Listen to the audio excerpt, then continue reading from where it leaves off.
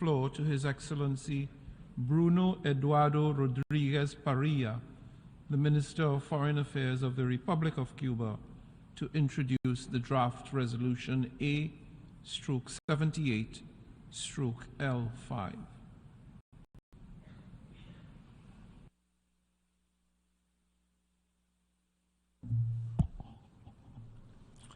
Señor Presidente. Mr. President, Excellencies, distinguished delegates, the embargo violates the right to life, the right to health, the right to education, and the well-being of all Cuban men and women. Our families feel the effects of this blockade through the fact shops are lacking goods and there are long queues. There are excessively high prices and salaries are devalued. These are all effects of the blockade. The government makes great efforts to guarantee that all are provided with the basic family food basket of rations. That scarcely satisfies all needs, but it does meet those crucial to the survival of all households. All receive this basket without any exception at heavily subsidized prices. This year, to cover the cost of that basket, the government will need to invest more than $1.6 billion, with only 1/3 of the value of the losses caused by the embargo between March 2022 and February 2023. These expenses would have been amply covered. The blockade deprives our national industry of the funds required to procure agricultural machinery, animal fodder, parts and spare parts for equipment and the industry as a whole, as well as other inputs necessary for food production, which is being severely compromised. Under strict licenses, Cuba is allowed to commercially procure products agricultural products in the United States, but this is subject to draconian and discriminatory limitations that violate the universally accepted rules of international trade, as well as the freedom of travel and navigation. Cuba is forced to buy those products by paying for them in advance and by shipping them on board of vessels belonging to that nation, which are required to return empty to their ports of origin. While across the world, trade is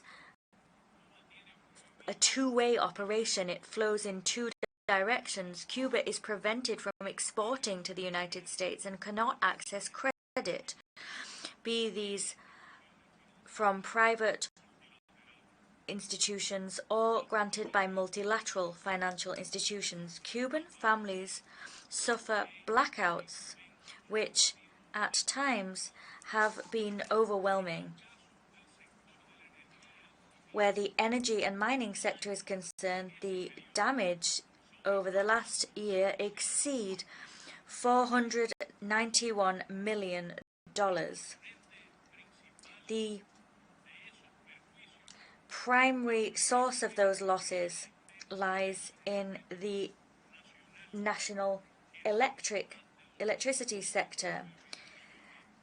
They have weathered more than $200 million in losses. With that money, we could have guaranteed the supplies and the vital spare parts to avoid blackouts and guarantee the functioning of our electric industry and our power plants. Sick people, including children, elder persons, pregnant women, are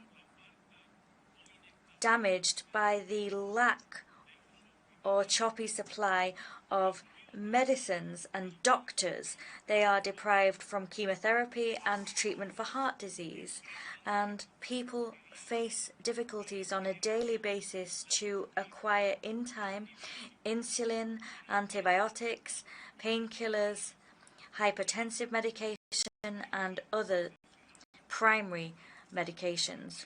Our country is able to produce more than 60% of its core medications.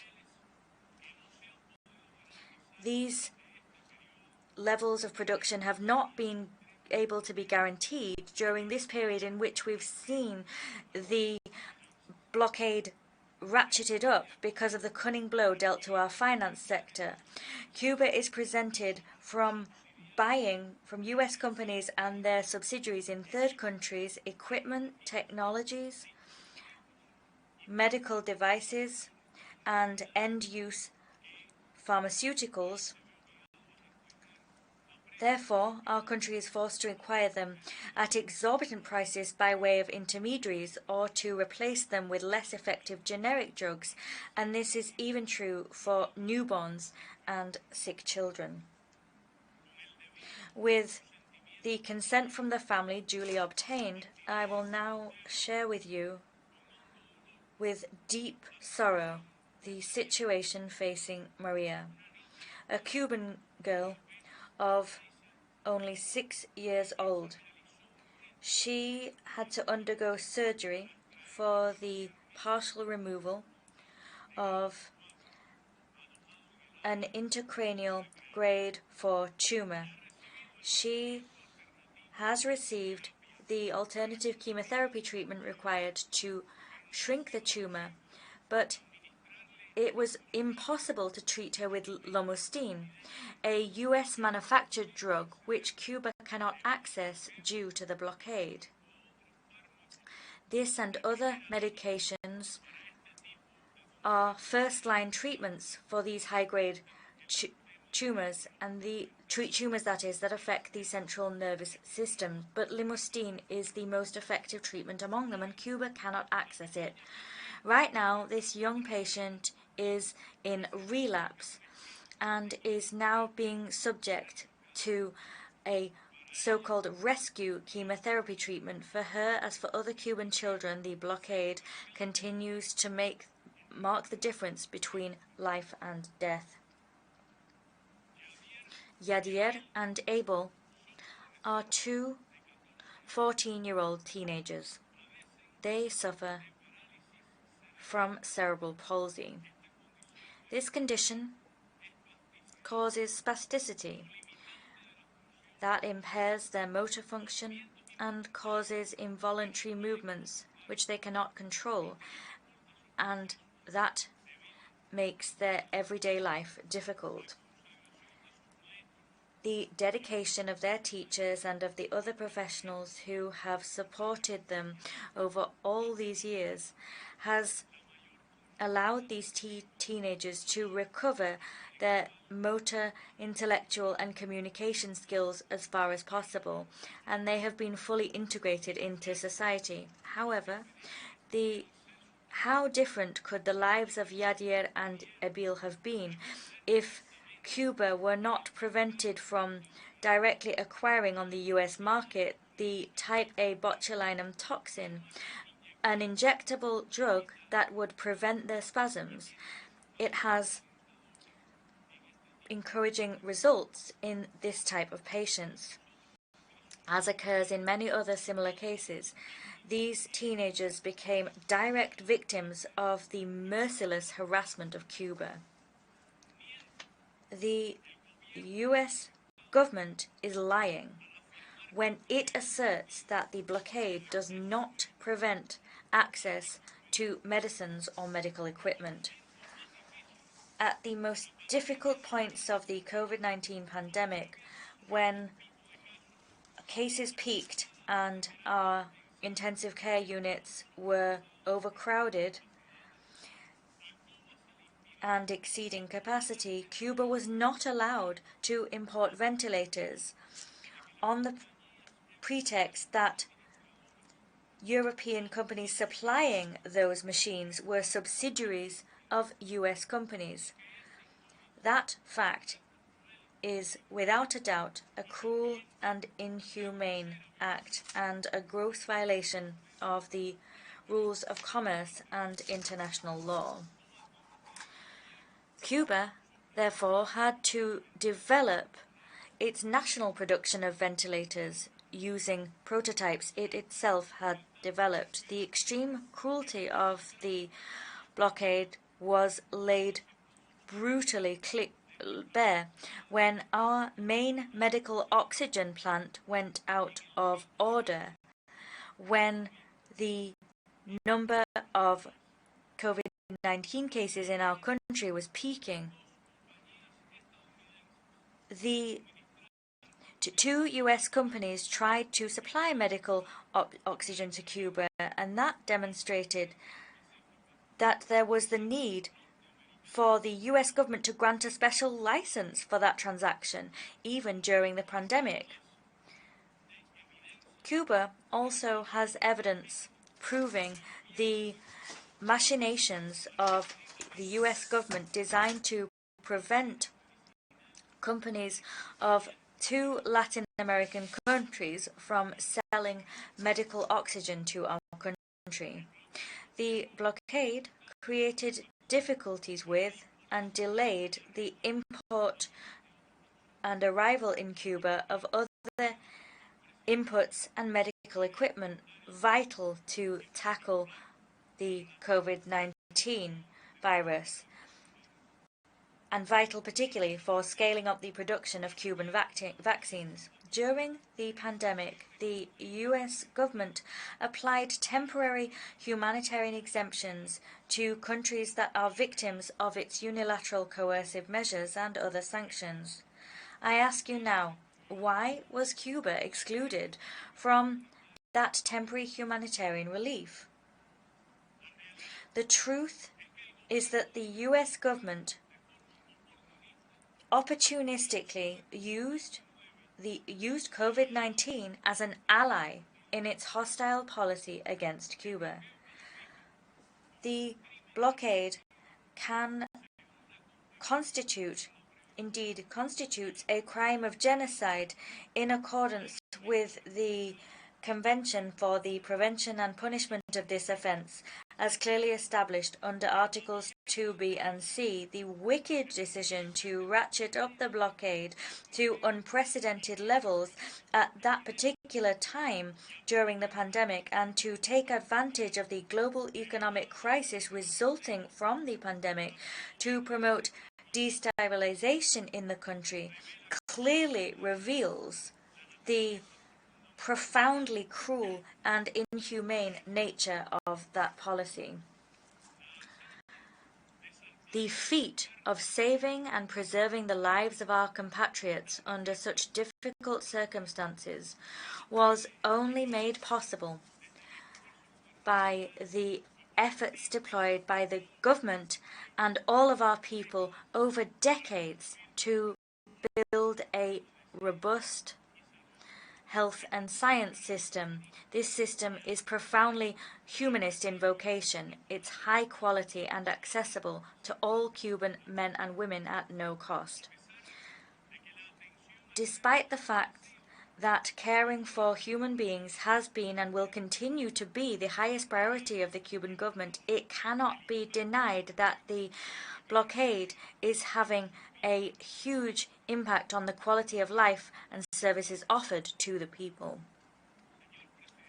Mr. President, for more than 6 decades, Cuba has resisted a ruthless economic, commercial, and financial blockade. More than 80% of our current population has known nothing other than a Cuba under blockade. The US government has not let up in its efforts to deprive our country from the crucial financial revenues they require. They have not ceased to lower the living standards of our people or to impose a continued shortage of foodstuff, medicines, and other basic inputs. They have not let up in efforts to bring about an economic collapse. Viciously and with surgical precision, the US government is attacking the most delicate sectors of the economy. It deliberately intends to inflict the greatest possible damage on Cuban families. The blockade is an act of economic warfare in times of peace. It aims to lay waste to the government's capacity to meet the needs of its people. It aims to create a situation of ungovernability and to destroy the constitutional order. These objectives were clearly described in the infamous memorandum written by the Deputy Assistant Secretary of State Lester Mallory on April 6, 1960. That memorandum was declassified several years later. Now I quote, "Every possible means should be undertaken promptly to weaken the economic life of Cuba, denying money and supplies to Cuba, to decrease monetary and real wages, to bring about hunger, desperation, and to overthrow the government." End quote. That is the nature of, and those are the goals pursued by the economic coercion and maximum pressure policy being implemented by the current U.S. administration against Cuba. Those have been its goals since the very beginning. The conduct of the United States is absolutely unilateral and unjustified. There is no single measure or action being taken by our country to damage the United States or to harm its powerful economy or its commercial activity. There is not one action being taken by Cuba which jeopardizes the independence of the United States or its national security. There's no single action being taken by Cuba which undermines its sovereign rights, which seeks to interfere in its internal affairs, or which aims to damage the well-being of its citizens. It is neither legal nor ethical for the government of a major power to subject a small nation for decades to ceaseless economic warfare in the interest of imposing a political system on it which is alien to it, and to once again take hold of its resources. It is unacceptable to deprive an entire people of the right to peace, self-determination, development, and human progress. The Cuban people is not the only people suffering the terrible consequences of an illegal, cruel, and inhumane policy. There are many others in this world who are also the victims of this injustice and of the philosophy of dispossession, which leads to the philosophy of war, as was denounced by our Commander-in-Chief, Fidel Castro Ruiz, from this rostrum in 1960. At this tragic juncture, I reiterate Cuba's full support for and solidarity with the brotherly people of Palestine, currently being massacred on their own illegally occupied land. These barbaric acts must stop.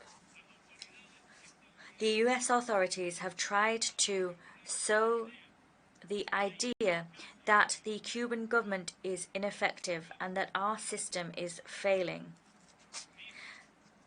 They have cynically claimed that they support the Cuban people, and they intend to make others believe that the unilateral coercive measures that they impose do not affect families.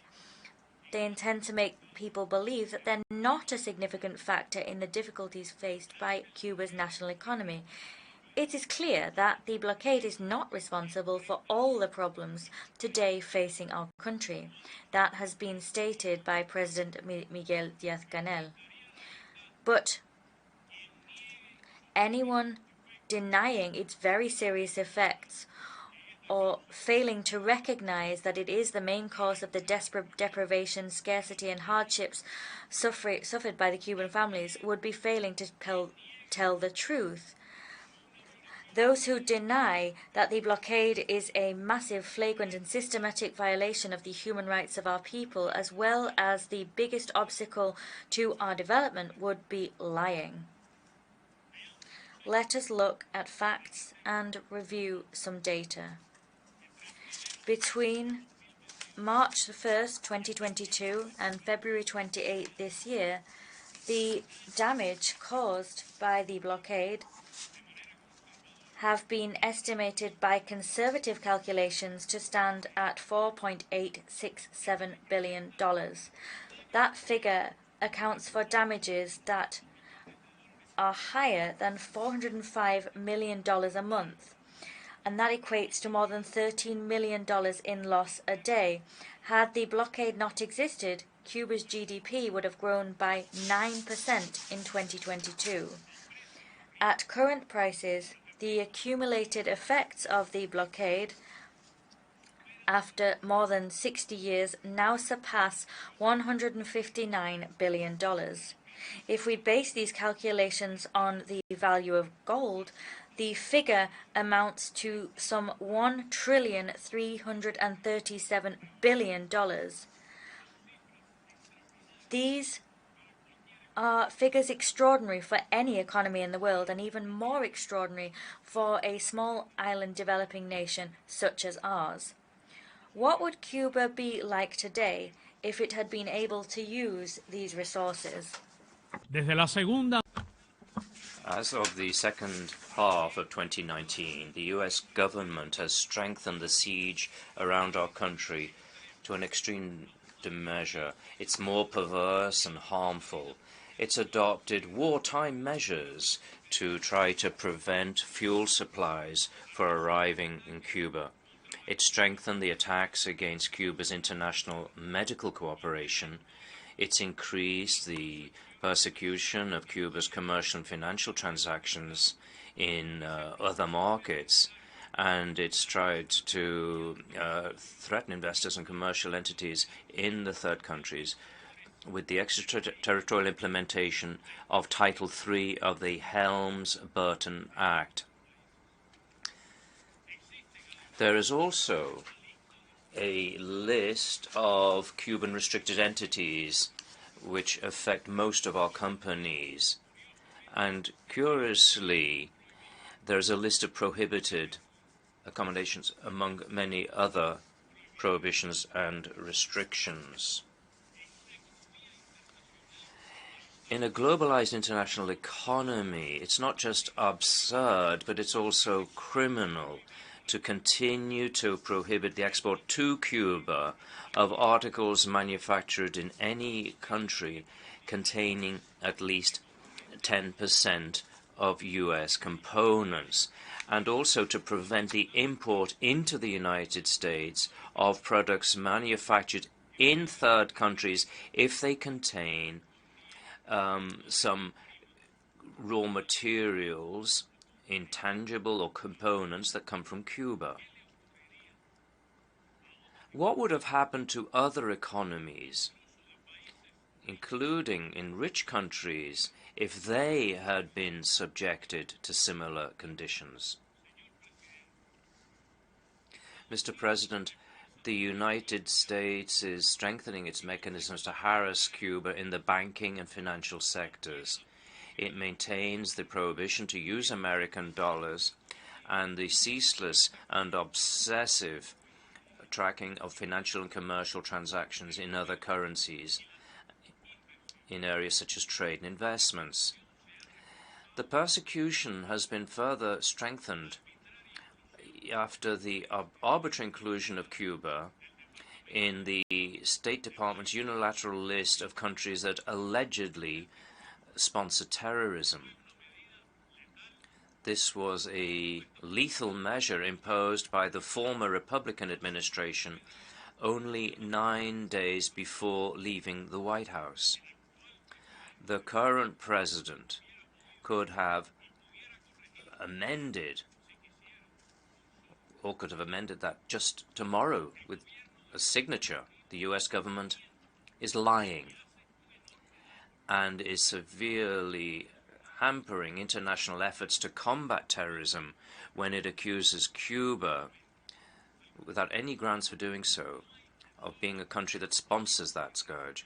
There isn't a single valid or reasonable argument to keep Cuba on that spurious list. It's an inadmissible action against a specific nation that has been itself a victim of terrorism and that is still suffering today the incitement to violence and terrorist acts from the U.S. territory, and whose behavior of firmly rejecting and persecuting all forms of manifestations of terrorism is impeccable and should be recognized. The effects of this are particularly harmful in the context of a global economy that is becoming more and more interconnected, interdependent, and, more than anything else, subject to the dictates of the powerful financial centers that are controlled by Washington. Based on this arbitrary accusation, the U.S. authorities are extorting hundreds of banking and financial entities all over the world, and they force them to make the choice between continuing to maintain relations with the United States or maintaining their relations with Cuba. Between January 2021 and February 2023, there was a total of 909 actions reported by foreign banks that had refused to offer their services to our country. Dozens of Cuban diplomatic missions abroad have lost contact with their traditional banks, and currently they do not have any bank account, nor do they enjoy any financial services. This has occurred even in countries that develop friendly and cooperative relations with our country, and which have consistently rejected the economic blockade, but have become victims of the extraterritorial power of U.S. hostility, its harmful and disproportionate influence on the international financial system, and its determination to undermine the Cuban economy. Falsely qualifying Cuba in this way, which says that it's a so-called risk, is forcing Cuba to pay as much as twice the cost of any commodity on the world market. Cuban entrepreneurs, whom the United States cynically claims to support, are often denied access to platforms of e-commerce and payment platforms, including PayPal and Airbnb. They are not even allowed to open personal bank accounts just for being Cuban. In third countries, they have met banking restrictions and have suffered discrimination as a result of the effects of the blockade. Not even academic, scientific training escapes the effects of this absurd policy. Evelio is a 25-year-old Cuban youth. He's currently studying information science engineering. With the support of his university, he was ready to share with students from other countries the results of his scientific research, and he decided to attend in person the World Congress on Undergraduate Research. This is an international scientific event, and it was held from the 4th to the 6th of April of 2023 at the University of Warwick in the UK. He was admitted as a participant due to the quality of his research. However, shortly afterwards, the organizers of the event informed him that given Cuba's inclusion in the list of countries under sanctions, the funding for his in-person attendance would be withdrawn. He hoped to see an end to the blockade because, as is the case with thousands of other Cuban youths, this policy excludes and discriminates him, and they prevent them from interacting on an equal footing in academic and scientific communities. Athletes and artists from Cuba who suffer from discrimination and sometimes abuse should receive the same income that go along with their medals and prizes. Mr. President, the blockade restricts the rights of Cubans residing in the United States. It hampers family reunification by means of regular mechanisms and visas. It does not allow traveling visas to be granted in Cuba and hinders the sending of remittances. It also provokes uncertainty when people are seeking personal development in other countries, including the families of young people who are highly qualified. However, the increase of Cuban migration, with its painful cost for families and adverse demographic and economic consequences for our nation, is directly linked to the tightening of the blockade, and also with the privileged treatment given for purely political reasons to Cuban migrants who arrive on the U.S. borders, regardless of how they reach that border. It's impossible to understand the nature of the migratory flows of Cuban citizens in countries of the region heading for the United States without considering the importance of these factors, which are being used for the purpose of destabilization, brain drain, and bringing about discredit for Cuba. Its unfavorable impact on some countries in our area is also clear when we see that the Cuban migrants are considered as irregular migrants and use unsafe and dangerous routes or become victims of organized crime. Cuba will also always advocate for a regular, safe, and orderly migration. It is up to your government, the U.S. government, to modify the structural causes of much of Cuban migration, whether it be regular or irregular. However, the blockade hampers the U.S. citizens' freedom to travel to Cuba. It interferes with their right to freedom of information and to form their own opinion.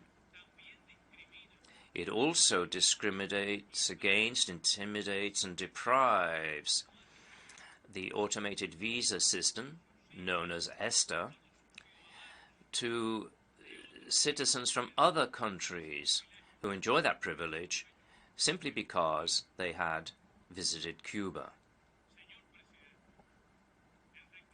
Mr. President, the tightening economic siege has been accompanied by a sustained communication and information media campaign against Cuba. New information technologies and other digital platforms are being used to try to capitalize on the shortages caused by the blockade and portray an absolutely false image of the reality in Cuba. And it's seeking to destabilize and discredit the country. The media crusade, particularly from toxic platforms funded and based in the U.S. territory, is aimed at encouraging discontent, creating the perception of a domestic political crisis, discrediting government institutions, and minimizing the huge efforts made by the country to cope with the challenges of an economy under blockade. This is a non-conventional cognitive warfare to which the United States publicly and notoriously allocates funds that are worth millions from the federal budget and also using other undercover funds. It is a perverse plan. It's incompatible with democracy, freedom, and the right to information that they supposedly advocate. Mr. President, the current United States government is ensuring the continuity of the humane policy established under the administration headed by President Donald Trump, and paradoxically has embraced that policy. In fact, they have maintained intact and imply severely the laws and regulations that support this policy, including the most hostile and inhumane. The blockade has reached extreme levels and continues to be the central element defining U.S. policy towards Cuba. The extraterritorial impact of the blockade harms the sovereignty of the countries that you all represent, distinguished delegates. It infringes upon your national legislations. It submits you to the decisions of U.S. courts. It affects the interest of your companies and sanctions your entrepreneurs and restricts the freedom of your citizens. And all this is in violation of international law. More than 6 decades have elapsed since the time when this General Assembly annually has been calling for an end to the blockade on Cuba. However, the express will of the international community is disrespected. It's unheeded by the government of the biggest economic, financial, and military power. It's unacceptable nor permissible to ignore with impunity the successive resolutions of this body, which is the most democratic and representative, the United Nations. On behalf of the Cuban people, I appreciate the statements against the blockade made by heads of state and government, as well as high dignitaries from 44 countries during the general debate of this session. 21 of those countries explicitly condemned Cuba's arbitrary inclusion in the unilateral and fraudulent list of state sponsors of terrorism. We express our appreciation and gratitude to the many delegations who expressed that position in yesterday's and this morning's sessions. I also deeply appreciate the statements of fraternal assistance from our compatriots from the broad and universal movement in solidarity with Cuba and the many friends we have in various latitudes. We are encouraged to enjoy the growing support of persons of goodwill who throughout the world are demanding that an end be placed to this blockade. Despite the hostility of the U.S. government, we will continue to build bridges with the people of the United States, as we do with all peoples of the world. We will strengthen more and more our links with Cuban émigrés residing abroad. We will soon host the 4th Nation and Immigration Conference that will contribute to strengthening the dialogue between the Cuban government and our compatriots. Mr. President, the colossal challenges that we face do not frighten us. The Cuban people will never cease in their efforts to honor, exalt, and defend their free and sovereign homeland. We will continue our efforts, which is transformative and revolutionary, seeking way outs of the siege imposed by U.S. imperialism, as well as ways to achieve towards prosperity with social justice and support the transformation of our communities and support and broaden our social programs. We will continue to guarantee the increased participation of our young people and all our citizens in the political economic, social, and cultural processes of our nation. No other people has been forced to engage in a development project in such conditions, under such systematic and long-lasting hostility by a superpower. But Cuba will continue to renew itself. It will build a sovereign, independent, socialist, democratic, prosperous, and sustainable nation. Mr. President, Your Excellencies, distinguished delegates,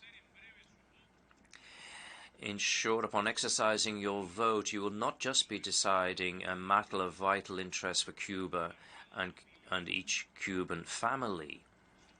Your vote in favor of the draft resolution that has been presented will also be an expression in support of reason and justice, and it will be an act of support to the United Nations Charter and to international law. On behalf of our noble, dignified, and fraternal people who, for a long time now, decided to become masters of their own history and their future, on behalf of the millions of Cuban men and women who resist and create on a daily basis against the most cruel and long-lasting unilateral coercive measures system ever applied against any country, and which should be abolished once and for all for the good of all, I respectfully ask you to vote in favor of draft resolution A/Res/78/L5 entitled The Necessity of Ending the Economic, Commercial, and Financial Embargo imposed by the United States of America against Cuba. We are better without a blockade. We are better without genocidal blockade. Let Cuba live without blockade. Thank you very much.